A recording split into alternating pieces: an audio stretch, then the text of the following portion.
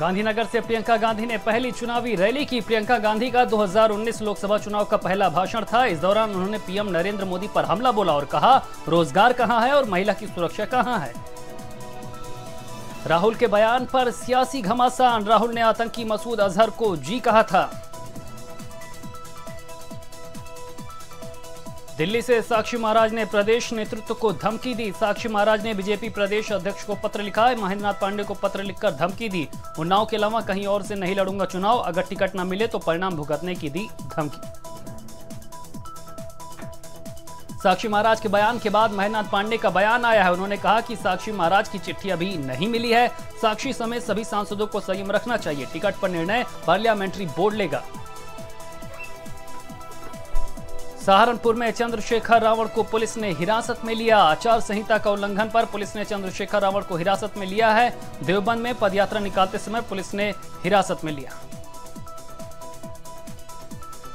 पूर्व आईएएस नेतराम के घर छापेमारी। पत्नी पूनम का लॉकर किया गया सीज। दिल्ली से आई कई टीमों ने खंगाला पूरा घर। यूपी के कई सांसदों का टिकट काट सकती है बीजेपी। 2 दर्जन से अधिक सांसदों का कटेगा टिकट। यूपी सरकार के कई मंत्री लड़ सकते हैं चुनाव। लखनऊ के अटल स्टेडियम में मैच पर लगी रोक। अब नहीं होंगे राष्ट्रीय और अंतर्राष्ट्रीय क्रिकेट मैच, डीएम ने लगाई रोक। यादव परिवार के लिए कांग्रेस ने की बड़ी पहल। एसपी बीएसपी की 6 सीटों पर प्रत्याशी नहीं उतारेगी कांग्रेस। गठबंधन से रिश्ता सुधारने का कांग्रेस का प्रयास।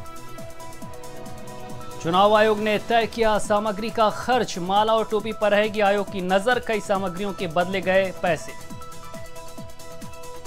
लखनऊ पुलिस ने चलाया operation all out. Operation all out के तहत चौराहों पर शुरू किया चेकिंग अभियान। आदर्श आचार संहिता लागू होने पर प्रशासन हुआ सख्त।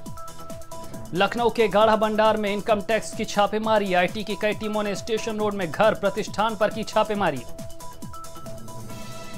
जौनपुर में अलग पूर्वांचल राज्य के निर्माण व राज्य पुनर्गठन आयोग के गठन की मांग को लेकर पूर्वांचल राज्य गठन मोर्चा के प्रदेश संयोजक राजकुमार ओझा में 3 दिवसीय क्रमिक अनशन पर बैठे। पूर्वांचल राज्य गठन मोर्चा के प्रदेश संयोजक ने अपना अनशन कलेक्ट्रेट परिसर में जिलाधिकारी कार्यालय के समक्ष शुरू कर दिया।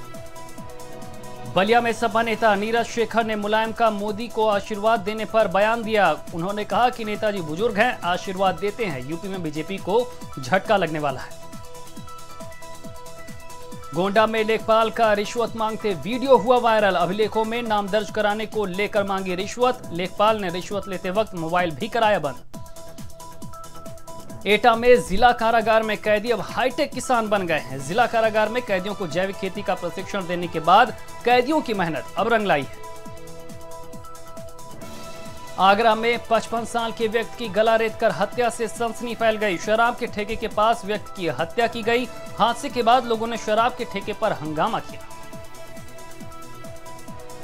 बुलंदशहर जिले में पुलिस की 3 जगहों पर मुठभेड़। पुलिस ने 5 बदमाशों को किया गिरफ्तार। 50-50 के इनामी 2 बदमाश भी गिरफ्तार। इटावा के नगर कोतवाली इलाके में पुलिस की बदमाशों से मुठभेड़ हो गई। मुठभेड़ के दौरान 2 बदमाशों को गोली लग गई। बदमाशों से अवैध असलहे और गाड़ी भी बरामद की गई। गाजियाबाद के सिहानी गेट इलाके में पुलिस और बदमाशों के बीच मुठभेड़ हो गई। मुठभेड़ में एक बदमाश और एक सिपाही गोली लगने से घायल हो गया। घायल सिपाही को अस्पताल में भर्ती कराया गया। लखनऊ में केजीएमयू के ट्रॉमा सेंटर में मामूली कहासुनी पर अस्पताल के कई गार्डों ने कर्मचारी से मारपीट की। मौके पर पहुंची पुलिस ने कर्मचारियों की तहरीर पर जांच शुरू कर दी। उन्नाव के पाड़नखेड़ा गांव में नाली खुदाई विवाद में जमकर चले लाठी डंडे। दबंगों ने पूरे परिवार को लाठी डंडों से जमकर पीटा। पुलिस ने 7 गंभीर रूप से घायल लोगों को अस्पताल में कराया भर्ती। लखनऊ में ट्रॉमा सेंटर के डॉक्टरों का शर्मनाक चेहरा उजागर हुआ। हरदोई से बेटे का इलाज कराने आए पिता को अस्पताल से भगाया गया। बेड खाली नहीं होने की वजह से डॉक्टरों ने मरीज को नहीं किया भर्ती। महोबा में खाद्य विभाग की बड़ी कार्यवाही देखने को मिली। पुलिस की सहायता से महोबा बस स्टैंड पर नकली मावा कारोबारियों को पकड़ा। आरोपी के पास से नकली मावा की 50 किलो की खेप बरामद। लखनऊ में लग्जरी कार से 11,30,000 रुपए बरामद। पैसे के साथ 2 लोग गिरफ्तार। खनन विभाग में देने जा रहे थे पैसे। आजमगढ़ में सरकारी स्कूल की जमीन पर दबंग ग्राम प्रधान कब्जा करके सरकारी स्कूल के कैंपस में प्राइवेट स्कूल चला रहे हैं। ग्रामीणों के विरोध के बाद भी प्रशासन मौन है। इस मामले में मुकदमा दर्ज होने के बाद भी दबंग प्रधान पर कोई कार्रवाई नहीं हुई। गाजियाबाद में पिता ने बच्चों को जहर देकर लगाई खुद को फांसी। 2 बच्चों के साथ पिता ने दी जान। मौके पर पहुंचकर पुलिस जांच में जुटी।